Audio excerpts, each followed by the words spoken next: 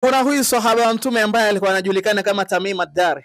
Tamim ad-Dari alikuwa ni swahaba wa mtume, lakini alikuja kusilimu. Na Tamim ad-Dari alikuwa ni Mkristo kutoka Palestini. Alikuwa ni Mkristo wa dhehebu la Orthodox, wanaitwa Eastern Orthodox. Na hii ni sababu kubwa ya kwamba Tamim ad-Dari akaja akakuwa Muislamu. Tamim ad-Dari anamuhadithia mtume sallallahu alaihi wasallam, anamwambia kwamba walikuwa wao wako zaidi ya wanaume 20 au walikuwa wanaume 30. Wanasema kwamba walikuwa katika kazi yao ya ubaharia ya kuvua samaki. Huyu Tamim ad-Dari alikuwa ni mvuvi bora katika maeneo ya Madina. Anamuhadithia mtume, anasema kwamba walipokuwa katika hali au kazi zao za uvuvi za ubaharia, Tamim ad-Dari anasema ilifika sehemu kwamba bahari ikaweza kuchafuka. Wale watu ambao wanafanya hizi kazi za uvuvi wanaelewa ninachokisema. Wanasema wakati bahari ilipochafuka, mawimbi yakakuwa makubwa, lile boti lao au lile jahazi lao liliweza kuharibika. Tamim ad-Dari anamuhadithia mtume sallallahu alaihi wasallam, anamwambia tulijikuta katika kisiwa ambacho hiki kisiwa hatujawahi kukiona maisha yetu yote ya ubaharia, kwa sababu sisi tumeenda bahari za mbalimbali, tumeenda bahari ya Sham, lakini sisi hatujawahi kutana na hichi kisiwa. Wanasema walipojikuta katika kile kisiwa, walipatana na jitu ambalo walikuwa wanasema ulikuwa haujui nyuma ama mbele. Wanasema hili jitu lilikuwa limejaa nywele kila sehemu. Lakini kwa ujasiri wao, anamuhadithia mtume, anasema kwamba wao walilifuata lile jitu na wakaweza kuliuliza, je, wewe ni nani? Huyu jitu wanasema kwamba hili jitu liliwajibu likawaambia kwamba ana al-Jassas, mimi naitwa al-Jassas, jasusi au mlinzi. Anasema kwamba huyu jitu anawaambia kwamba mimi niko hapa kulinda, na pale kwenye lile pango kuna mtu ambaye akona interest ya kuwaona zaidi yangu mimi. Kwa hivyo nendeni kwenye lile pango, kuna mtu ambaye angependa kuwaongelesha. Tamim ad-Dari moja kwa moja wakaenda katika lile pango. Tamim ad-Dari anamuhadithia mtume, anasema kwamba walipofika katika lile pango, wanasema waliona lijamaa limefungwa minyororo kutoka kushoto, kutoka kulia. Yani minyororo ilikuwa imejaa kwenye shingo, kwenye miguu, yani hakuna sehemu jamaa minyororo ilikuwa haijapita. Wanasema kwamba walijaribu kumuuliza yule jamaa, wewe ni nani? Yule jamaa lakini akawaambia kwamba mimi siwezi kujitambulisha kwa sababu nyinyi ndio mnaweza kunidhuru, mimi nimefungwa. Kwa hivyo nyinyi jitambulisheni kwanza. Wale jamaa wakaweza kujitambulisha wao kama wavuvi na wanatokea maeneo ya Madina. Tamim ad-Dari wanasema kwamba yule jamaa moja kwa moja alianza kuwauliza maswali. Alianza kuwauliza, je, yule mtume Mwarabu watu wameanza kumkubali? Kumbuka hapa kwamba Tamim ad-Dari bado hajawa Muislamu. Hapa Tamim ad-Dari ni Mkristo, Orthodox Christian.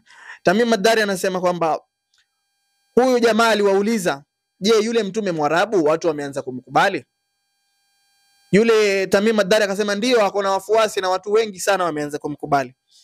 Yule jamaa akawarushia swali la pili, akamwambia, je, vipi kuhusu ziwa la Tabaris ambalo liko Jordan?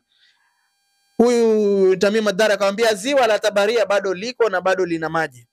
Akawarushia swali la tatu, je, vipi kuhusu Baisan? Nasikia vipi kuhusu Baisan? Baisan ni sehemu ambayo kulikuwa na miti ya mitende. Akamwambia bado Baisan ipo na miti ya mitende bado ipo. Jamaa akamrushia Tamim ad-Dari swali la 4, je, vipi kuhusu chemichemi ya Zamzam? Bado yale maji ya Zamzam yapo? Tamim ad-Dari akamwambia chemichemi ya Zamzam ipo na watu bado wanaendelea kunufaika na yale maji ya Zamzam.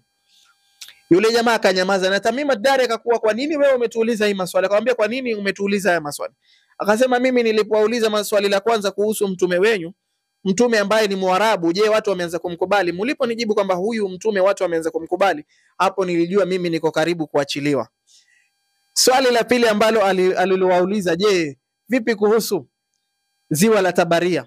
Akamwambia, mimi nilipouliza kuhusu ziwa la Tabaria kwa sababu ipo siku ziwa la Tabaria litakauka, na wakati ziwa la Tabaria litakauka, mimi hapo ndio nitaruhusiwa na nitaweza kuachiliwa nitoke. Akamwambia, na nilipowauliza kuhusu Baisan, ipo siku hiyo miti ya mitende, Baisan ni sehemu ambayo kuna miti ya mitende, hiyo miti ya mitende itaanza kukauka na kutaanza kuwa na ukame na hiyo miti itaisha yote. Na huyu jamaa akamwambia, na nilipowauliza kuhusu Zamzam, siku zangu za kufika karibu kuachiliwa, hii Zamzam itakauka. Kwa hivyo mojawapo ya dalili za kiyama ni kwamba maji ya Zamzam ipo siku haya maji yatakauka. Na huyu jamaa akaamua kujitambulisha, akasema mimi ndiyo Masihi Dajjal na mimi siku zangu zipo karibu kufika, na wakati nitaachiliwa nitazuru kila miji yote, mimi nitapeleka fitna yangu isipokuwa miji miwili, na mimi nitakuwa nimeandikwa hapa jina kafir, na watu ambao wataweza kuniona peke yake, wataweza kuliona hilo jina ni watu waumini peke yake. Anamwambia Tamim ad-Dari kwamba yeye hataweza kufika miji miwili peke yake, Maka na Madina, kwa sababu kila wakati atakapojaribu kufika katika ile miji mitukufu, anasema kwamba atawaona malaika wameshikilia upanga, na huyu Masihi Dajjal ametokamana na familia za Mayahudi.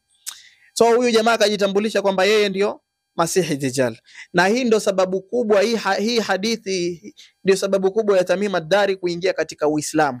Tamim ad-Dari anamhadithia mtume hii story, anamwambia kwamba kumhusu huyu Masihi Dajjal, na mtume aliwaendea maswahaba wake akawaambia yale mambo yote ambayo nilikuwa nawaambia kuhusu Masihi Dajjal, Tamim ad-Dari amekuja akanihadithia yote ambayo yeye amekuwa akiyaona.